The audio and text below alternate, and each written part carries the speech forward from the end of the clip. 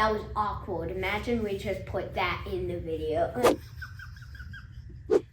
Yeah. This person's so lazy they didn't even edit their video.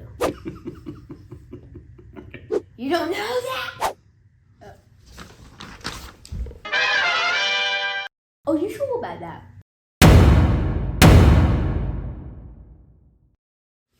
Welcome to the Restless Mule channel. I'm Restless Mule. If you're used to my videos, you know that this is a departure from the norm. Today I'm talking about something different because April is Autism Acceptance Month. So now I would like to introduce my son.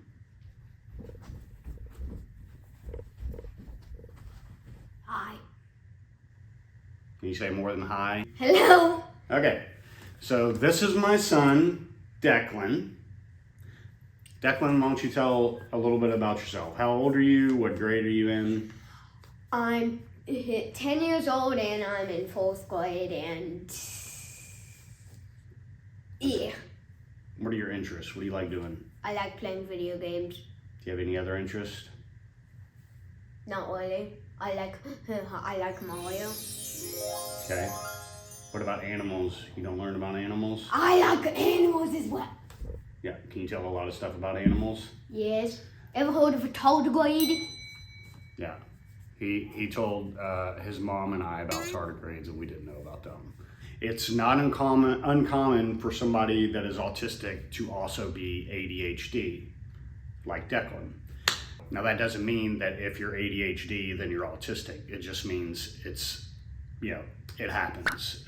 In addition to that, so you're on the spectrum, you're ADHD, and you have dyslexia, right?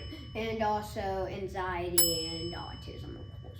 We already named autism, but yeah, anxiety, and anxiety is a big part of being on the spectrum.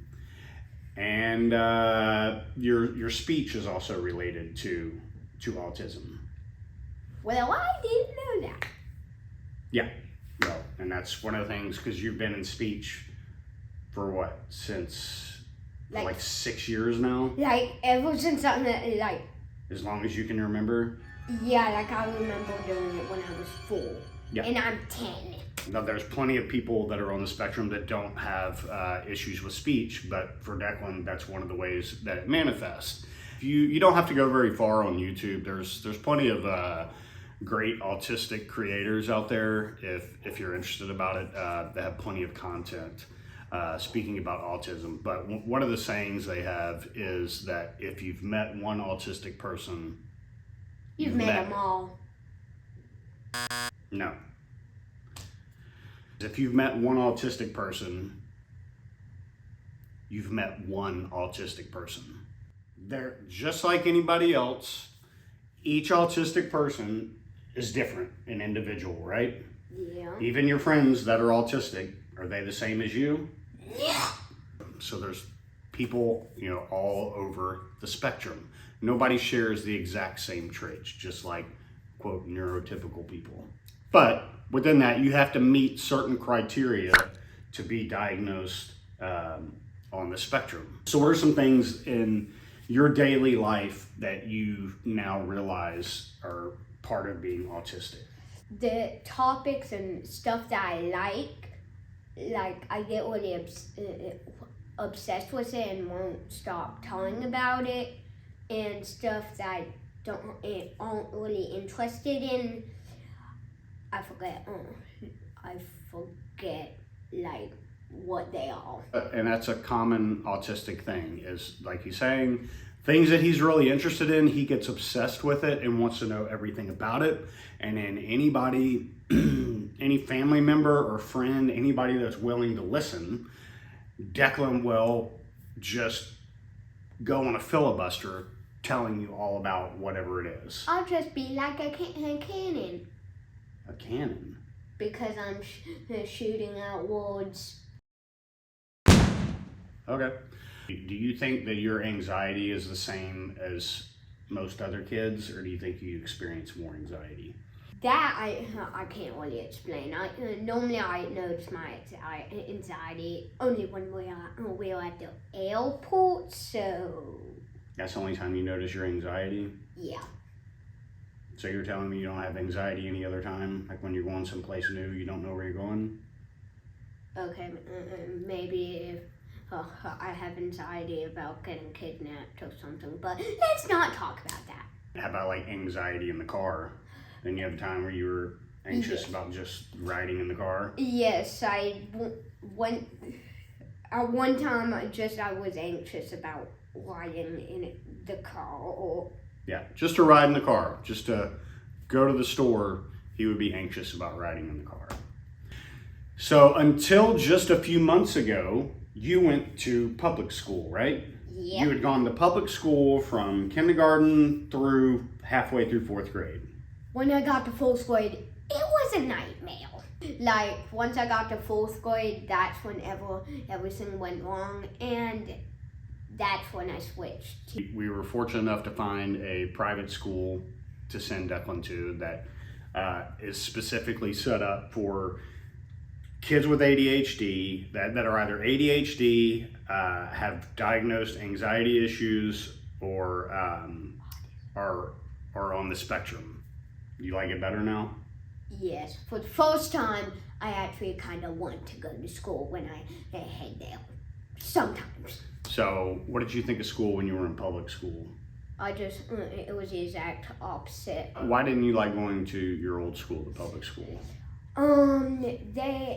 They were teaching me in ways I didn't really get, and also they were expecting me to be more organized than I was able to be, and So these are classic things for people that are on the spectrum, is that they may not they don't process things the same way as neurotypical people. So directions that may make sense to neurotypical people doesn't make sense to somebody on the spectrum.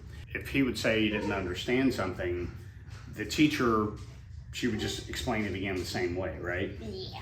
So what good does it do to repeat the same instructions that you've already said, I don't understand these instructions? You need to give them a different way. You should only do that if they just didn't hear you. If they don't get it, then don't say it again.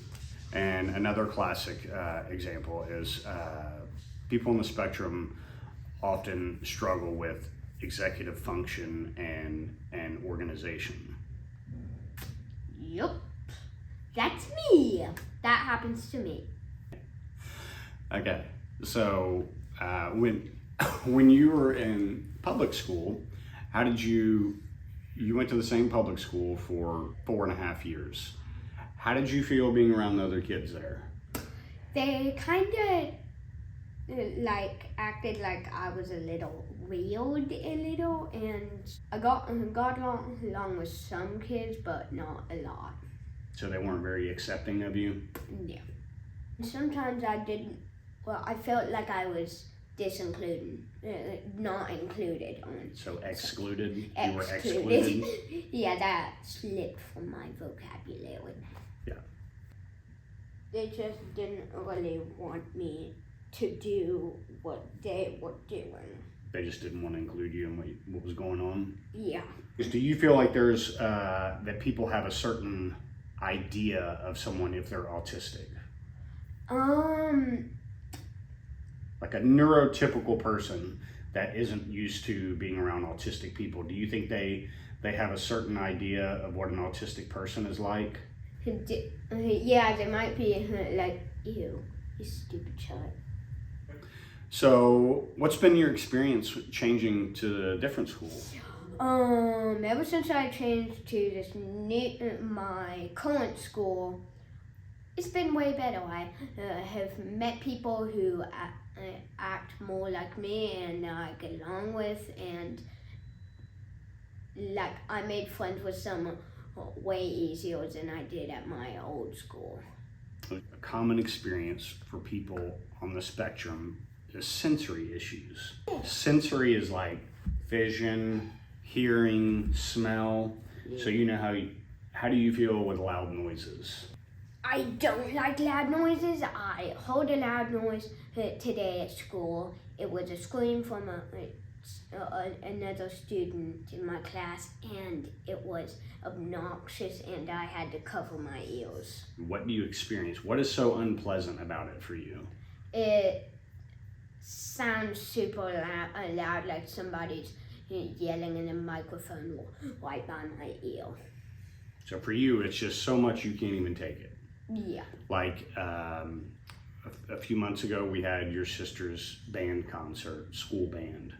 Do you remember what happened in there? Yeah, what happened was that music was very bad, and so I literally, my mom, me and my mom left because it was too loud. Because it was Yeah, too much. it was. Yeah, I did. That did happen. Yeah. Yeah. So I mean, he'll get to the point, like in that instance, we were in the auditorium and he started crying. Daddy, did you wish you were the one to get out? I do, because I was on the I was on the verge of crying myself. It was pretty intense. The Rock meme. Are you sure about that? Are you sure about that? Okay, that's another thing with autism: repeating phrases and having repeated movements. Yeah, I like just repeating memes. I see memes. So when he says memes, he's not talking about memes like us adults talk about memes. He's talking about basically video clips. Okay.